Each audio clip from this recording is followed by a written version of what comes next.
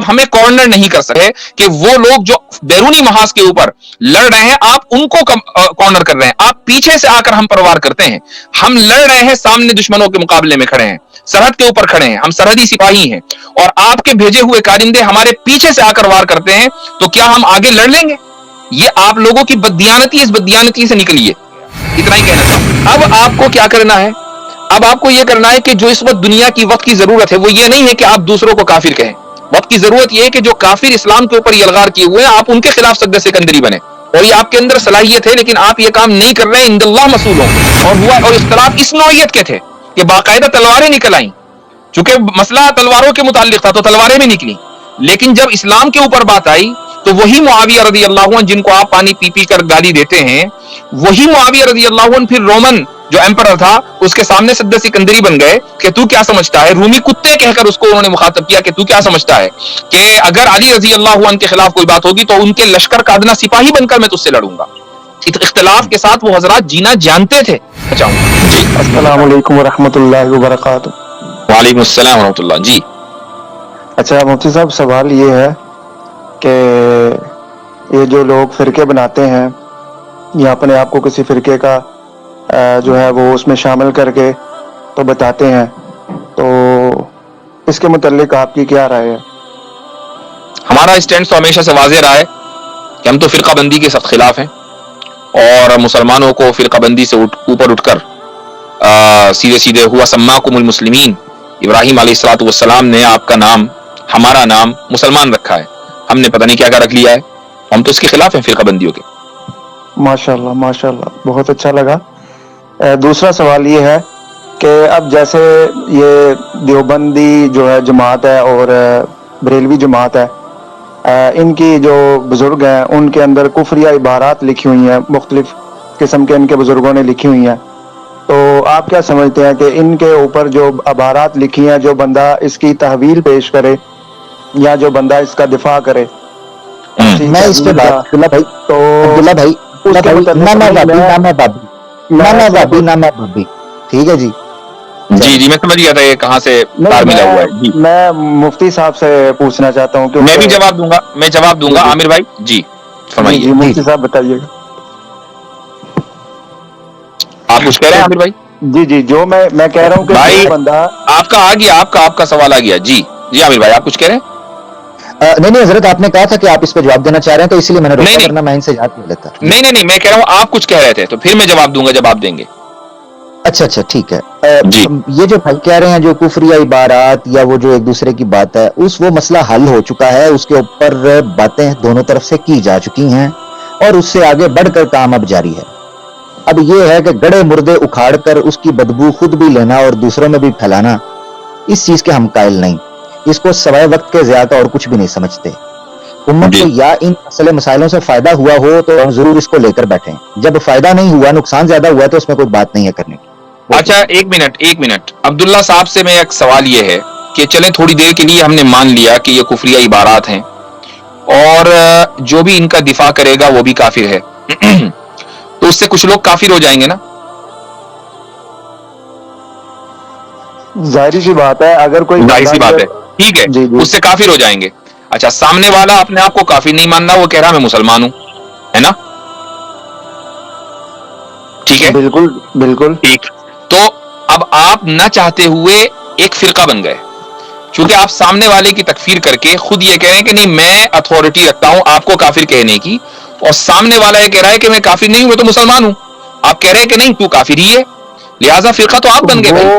وہ مسلمان اس طرح ہوگا کہ میں اس کو بولوں گا کہ بھائی آپ نے یہ جو عبارات ہے اس کے اوپر آپ نے بول دیا کہ بھائی یہ پڑھانے والا, پڑھنے والا, انڈول کرنے والا, یہ بات سمجھنے والوں میں سے نہیں ہے, وہ تمام جو ہے وہ کافر ہیں. اس کی مفتی صاحب یہ میں اپنی گارنٹی کی, میں ان سے جانتا ہوں, یہ سوائے ہماری انرجی, ہمارے وقت کے اور ہمارا جو اصل ہدف ہے جس چیز کے اوپر ہم بات کرتے ہیں اجتماعیت کے اوپر, یہ بیچ میں رنگ میں بھنگ ڈالنے والے موسی والے جو لوگ آتے ہیں ان سے جان لے لیا کریں کہ آپ کا وقت بھی ضائع کریں. لیکن میں یہ بات صحیح ہے, یہ بات بالکل صحیح ہے, لیکن میں ایک چیز ضرور ایز اے ڈسکلیمر کہنا چاہوں گا. دیکھیں بھائی جی, اگر ڈیفینیٹو یعنی دلیل کی بنیاد پر یہ ثابت ہو جائے کہ اس آدمی نے یہ کفریہ لفظ بولا ہے डेफिनेटिव एविडेंस की बुनियाद पर यह साबित हो जाए कि इस आदमी ने यह कुफरिया लफ्ज बोला है, यह लिखा है, हमें उसको काफिर मानने में कोई हरज नहीं है। डजंट मैटर कि वो किस ग्रुप का है। बात सारी यह है कि आप कुफर मुसल्लत करते हैं, सामने वाला डिफेंड करता है कि भाई मैं काफिर नहीं हूं। नहीं जी, हमने कह दिया, हमारे इंजीनियर साहब ने कह दिया कि आपकी जो इमारत में गड़बड़ है इसलिए आप काफिर हैं। इस चीज से निकलें। मैंने अभी वो एक इंजीनियर के एक और शागिर्द थे, वो आए थे, तो मैंने उस वक्त भी ये बात कही थी, किसी चैनल पर आए थे वो, या शायद मेरे चैनल पर, अल्लाह आलम कहाँ आए थे। तो बहरहाल मैंने उनसे ये बात कही थी कि भाई इंजीनियर साहब से कहें कि फिरका बंदी ना करें, फिरकों के चक्कर में ना पड़े, क्योंकि वो ऑलरेडी इल्मी किताबी फिरका बना चुके हैं। कोई भी यानी जो भी आदमी अपना नाम सोचता है, मिसाल के तौर पर मुअतजिला है, मुअतजिला का नाम तो हमने मुअतजिला रखा ना, वो तो अपने आप को अस्हाबुल आदली व तौहीद कहते थे। अब मुझे बताइए उनसे ज्यादा फैंसी नाम किसका था? अस्हाबुल आदली व तौहीद, यानी इंसाफ और तौहीद वाले। लेकिन क्या इस ब्रांडिंग से कुछ हुआ? चंद सालों उनका जोर हुआ और उसके बाद फिर दुनिया भी नहीं जानती उनको कि हैं कौन, किस चिड़िया का नाम है मुअतजिला। ऐसे ही महज इल्मी किताबी हो जाने से आप इल्मी किताबी नहीं बन जाते हैं। मैं हमेशा ये कहता हूं कि, और इंजीनियर मिर्जा के बारे में मैं ये कहूंगा कि एक ज़हीन व फतीन इंसान है और इल्मी आदमी है। उसकी वजह यह कि उनकी फील्ड नहीं थी, लेकिन उसके बाद आउट ऑफ द वे जाकर उन्होंने बहुत कुछ सीखा। उन्हें जो कुछ कहना था वो ऑलरेडी कह चुके। किसी के बारे में भी कहना था, चाहे वो देवबंदियों के खिलाफ बोला हो, बरेलवी के खिलाफ बोला हो, शियों के खिलाफ, अहले हदीस के खिलाफ, जो कहना था वो कह चुके, पब्लिक रिकॉर्ड में आ गया।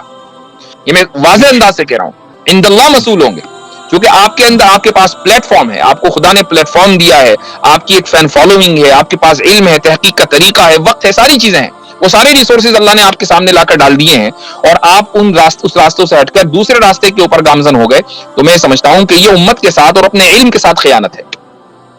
तो इन फिरका बंदियों से निकलिए भाई, तब तक के इन चक्करों में पड़े रहेंगे। और इंजीनियर साहब के बहुत सारे स्टूडेंट्स यहाँ पर आते हैं, मैं समझता हूँ कि एक एजेंडे के साथ आते हैं कि नहीं, हम मुख्तलिफ उलमा की उस पर जाएंगे और जाकर हम उनको कॉर्नर कर देंगे। भाई आप अगर हमसे जवाब मांगेंगे, जो भी अकाबिर हो किसी भी फिरके के या किसी भी मकतबे फिक्र के या किसी भी स्कूल ऑफ थॉट के, किसी भी मदरसे के, कि नहीं उन्होंने क्या कहा, हम यहां उनका डिफेंड करने के लिए बैठे ही नहीं है। हमारी बला से हम उनको डिफेंड करने के लिए नहीं बैठे, क्योंकि हमारे नजदीक इस्लाम नाम है कुरान और सुन्नत का, और हम डंके की चोट पर कहते हैं कि नबी और रसूल के अलावा हर जात से गलती हो सकती है। अल्लाह गलती नहीं कर सकता, रसूल गलती नहीं कर सकता, नबी गलती नहीं कर सकता, लेकिन एक आम आलिम गलती कर सकता है। इमाम बुखारी रहमतुल्लाह अलैहि की कितनी हदीस है जो दुनिया में बावजूद है कि उसको सही मानते हैं, लेकिन उसकी तावील करके उस पर अमल नहीं करते। इमाम अबू हनीफा का मसलक जो है कितने लोग मानते हैं, उनकी राय कितने लोग मानते हैं, इमाम शाफी की राय को कितने लोग मानते हैं। इसका मतलब यह है कि ये सारे के सारे अइम्मा हैं, जो कुछ लोग उनको फॉलो कर रहे हैं, कुछ लोग उनको नहीं फॉलो कर रहे हैं। जो उनको फॉलो नहीं कर रहे हैं वो सामने वाले को समझते हैं कि नहीं, हक उनके पास नहीं है, हक हमारे पास है। तो कम से कम आदमी के अंदर इतनी गुंजाइश तो होनी चाहिए ना कि वो सामने वाले की बात को समझे और इख्तिलाफ के साथ जीना सीखे। मेरा जुमला लिख लीजिए कि आप उस वक्त तक के इस्लाम की खिदमत नहीं कर सकेंगे जब तक आप इख्तिलाफ के साथ जीना नहीं सीखेंगे। इख्तिलाफ के साथ जीना अगर आप नहीं जानते तो आप दरअसल सही इस्लाम के ऊपर अमल नहीं कर रहे हैं। यह सीखना पड़ेगा आपको सहाबा किराम रज़ियल्लाहु अन्हुम से, इख्तिलाफ उनके दरमियान भी थे। तो इन चीजों से आप निकलें और इस वक्त जो उम्मत की जरूरत है उसको दरअसल उस पर अमल करने की इस वक्त हम आपसे ये एक्सपेक्ट करते हैं, हम आपसे ये तवक्को करते हैं।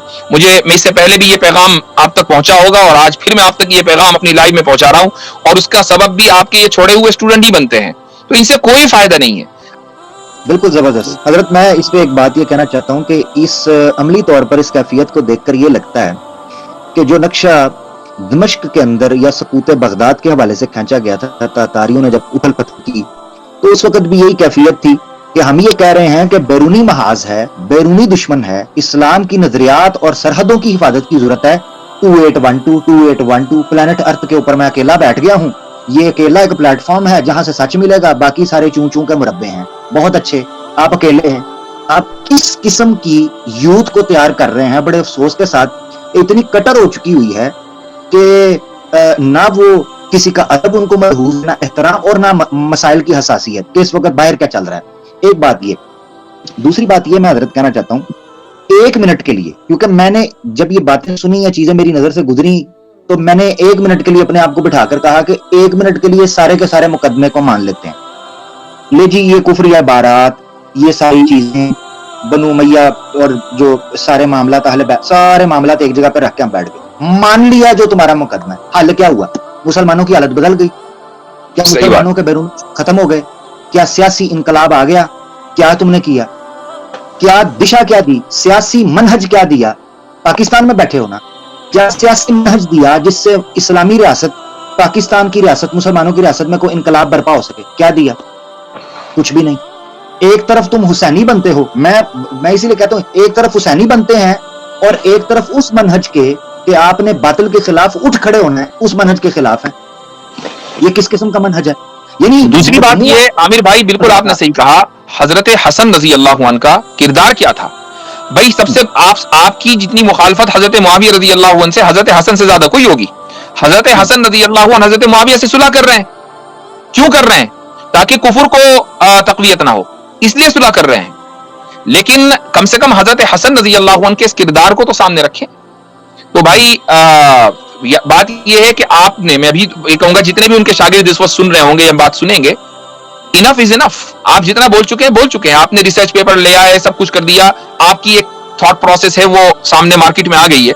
اب خدا را اپنی صلاحیتوں کو دوسری طرف لائیے اور جو آلریڈی اس میدان میں کام کر رہے ہیں ان کی بیک سٹیبنگ نہ کریں. بالکل, جزاک اللہ, جزاک. اچھا محمد بھائی سن رہے ہو تو میرا ایک میسج ان تک پہنچا دیں. ایکچولی میں نے ان کو ان کی ویڈیو پہ میں نے کمنٹ کیا تھا. محمد انجینئر صاحب کی ایک ویڈیو ہے, وہ سورہ فصلت کی تفسیر کر رہے ہیں قرآن کلاس میں اپنی, اور آیت نمبر 9 سے 12 کی وہ تفسیر کر رہے ہیں. اس میں انہوں نے کہا ہے کہ ارتھ جو ہے ہیون سے پہلے بنی ہے.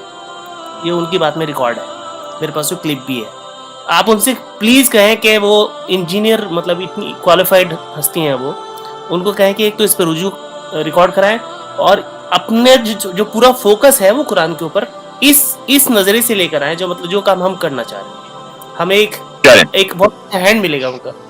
اچھا حضرت ایک اور بڑا امپورٹنٹ ہے, میں کہتا ہوں اس سے پہلے آپ آگے بڑھیں, آدھا گھنٹہ ہمارے پاس ہے. بڑی مختصر سی ایک بات, کیونکہ میں خود فرقہ واریت کا شکار رہا اور ان تعصبات سے گزرا ہوں, آپ کو تو علم ہے, اور جو لوگ پرانا سنتے ہیں تو شاید انہوں نے کبھی اس طرح کی چیز سنی بھی ہوگی. میں نا ایک نتیجے پر پہنچا ہوں, وہ میں رکھنا چاہتا ہوں. ہو سکتا ہے کسی مسلمان جو مجھے سنے اس کو مسئلہ حل ہو. دیکھیں, جب بھی کسی گھر کے اندر لڑائی ہوتی ہے اس کے حل کرنے کے دو طریقے ہیں.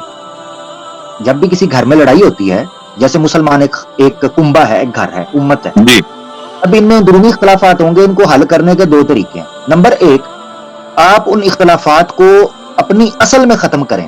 اصل میں ختم کرنے کا مطلب یہ ہے کہ آپ ان مسائل کا ایسا حل پیش کریں جس پر وہ گھر والے متفق ہو جائیں. نمبر 1.